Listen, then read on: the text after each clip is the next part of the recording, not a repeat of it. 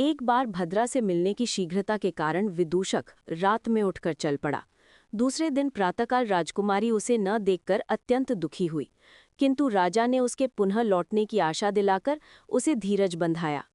वह विदूषक भी दिन रात चलते चलते पूर्व समुद्र के समीप ताम्रलिप्ति नामक नगरी में पहुंचा।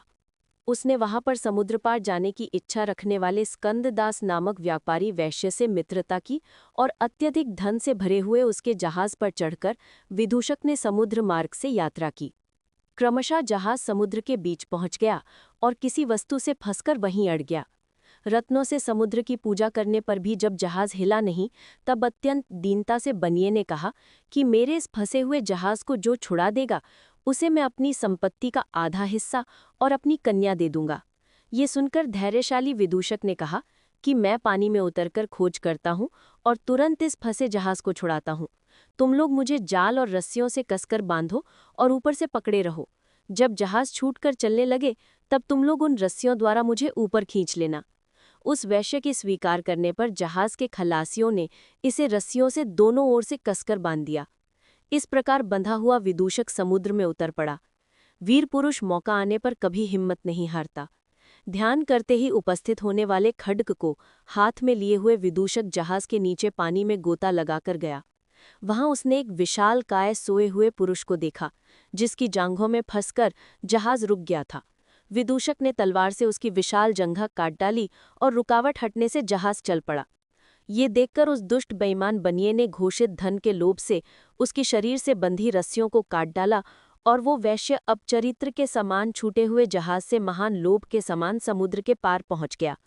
रस्सियों के कट जाने से समुद्र के बीच निराधार तैरता हुआ धीर विदूषक जल से निकलकर सोचने लगा कि इस पापी बनिए ने ये क्या किया, अथवा क्या कहा जाए, धन के लोभ से अंधे कृतज्ञ उपकार को देखने या समझने में समर्थ नहीं होते। इसलिए अब यह समय घबराने का नहीं है। धैर्य को खो देने पर छोटी सी विपत्ति भी दूर नहीं की जा सकती। ये तो भीषण विपत्ति है। ऐसा सोचकर वो उस जंघे पर चढ़ बैठा जो उसने अंदर सोए हुए पुरुष के काट दी थी। दोनों हाथों से डंडे का काम लेकर उसी जांघ के सहारे विदूषक ने समुद्र को पार कर लिया। सच है, साहसियों को दैव भी सहायता देता है। राम के लिए समुद्र के पार आए हुए हनुमान के समान उस वीर विदूषक को आकाशवाणी ने कहा कि हे विदूषक, बहुत अच्छा, तुम सच्चे वीर पुरुष हो। तुम्हारे जैसा वीर दूसरा कौन है? तुम्हारे इस धैर्य से मैं बहुत प्रसन्न हूँ। अब तुम सुनो, इस समय तुम नग्न देश में आए हो। यहाँ से 7 दिनों में करकोटक नगर में पहुंचोगे। वहां पहुंचकर तुम्हें धैर्य प्राप्त होगा, तब अपनी इच्छित वस्तु प्राप्त करोगे। तुमने हव्य कव्य खाने वाले मेरी पहले आराधना की थी। अब मेरे ही वरदान से तुम्हें भूख प्यास नहीं सतावेंगी। तुम अपने कार्य सिद्धि के लिए जाओ। ऐसा कहकर आकाशवाणी बंद हो गई। विदूषक इस आकाशवाणी को सुनकर हर्षित हुआ और अग्नि को प्रणाम करके चला एवं 7वें दिन करकोटक नगर में पहुंच गया। वहां पहुंचकर वो एक मठ में घुसा जिसमें श्रेष्ठ जन तथा अतिथियों से स्नेह रखने वाले भिन्न भिन्न देशों के निवासी ब्राह्मण निवास करते थे। वो मठ वहां की राजा आर्यवर्मा ने बनवाया था और बहुत समृद्ध था। उसमें सुवर्ण की सुंदर देव प्रतिमा थी।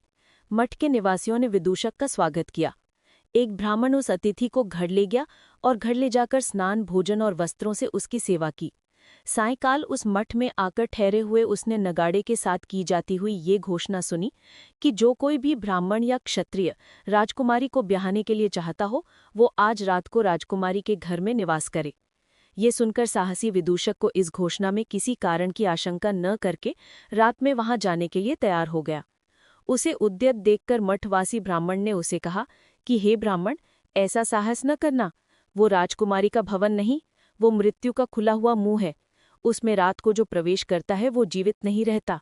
अनेक साहसी व्यक्ति गए और मर गए। उन मठवासी ब्राह्मणों के बहुत मना करने पर भी उनकी बात को अस्वीकार करके विदूषक राजसेवकों के साथ वहां गया। वहां पर राजा आर्यवर्मा ने उसे देखकर अभिनंदन किया और रात को वो राजकुमारी के शयनकार में इस प्रकार घुसा जैसे रात्रि को अग्नि में सूर्य प्रवेश करता है। उसने वहां जाकर आकार से प्रेममयी और निराशा के दुख से व्याकुल एवं आंसू भरे नेत्रों से निहारती हुई राजकुमारी को देखा। विदूषक वहां सतर्क होकर स्मरण मात्र से उपस्थित होने वाले खड्ग देवता के खड्ग को हाथ में लिए हुए रात भर जागता रहा। सहसा उसने शयनकार के द्वार पर एक अत्यंत भीषण राक्षस को देखा, जिसका दाहिना हाथ कट जाने से छाती को फैलाए हुए था। उसे देखकर विदूषक ने सोचा कि ओह, ये तो वही राक्षस है जिसका हाथ मैंने पौंड्रवर्धन नगर में काटा था। तो आज इसका हाथ नहीं काटता, नहीं तो ये पहले की तरह भागकर कहीं चला जाएगा। इस तो ये भली भांति मार डालता हूँ। ऐसा सोचकर और दौड़कर उसने उसके बालों को पकड़ा और गला काटने के लिए तलवार उठाई। तब वो डरा हुआ राक्षस बोला कि तुम मुझे मत मारो, तुम साहसी वीर पुरुष हो, मुझ पर दया करो। तुम कौन हो और ये तुम्हारा क्या कार्य है? इस प्रकार वीर विदूषक के पूछने पर वो राक्षस फिर बोला, मैं यमदष्ट्र नामक राक्षस हूँ। मेरी 2 कन्याएं हैं, एक तो ये और दूसरी पौंड्रवर्धन राजा की। इन दोनों कन्याओं की कायर पुरुषों के संसर्ग से रक्षा करना इस प्रकार भगवान शिव की आज्ञा हुई। इसमें एक वीर ने पहले पौंड्रवर्धन में मेरी भुजा काटी और आज तुमने मुझे जीत लिया। अब मेरा ये कार्य समाप्त हुआ। राक्षस ने और कहा कि तुम पुरुष नहीं, देवता का अंश हो। समझता हूँ तुम्हारे लिए ही शिवजी की आज्ञा की कृपा हुई थी। अब तुम मेरे मित्र हो गए। तुम जब कभी संकट में स्मरण करोगे तब मैं तुम्हारी सफलता के लिए उपस्थित रहूंगा।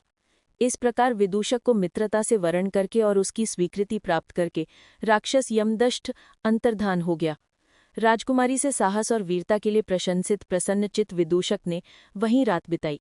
प्रातःकाल राजा ने सब वृत्तांत जानकर विदूषक के शौर्य की अद्वितीय पताका के समान उस राजपुत्री को पर्याप्त दहेज के साथ उसके लिए दे दिया। विदूषक ने उसके गुणों से बंधी हुई, अतएव उसका साथ न छोड़ती हुई लक्ष्मी के समान उन कुछ रात्रियों को राजकुमारी के साथ व्यतीत किया। एक दिन भद्रा के प्रति उत्सुक विदूषक रात में चुपचाप चल दिया। सच है, दिव्य रस का आस्वाद प्राप्त कर लेने पर कौन दूसरे रसों की चाह करता है।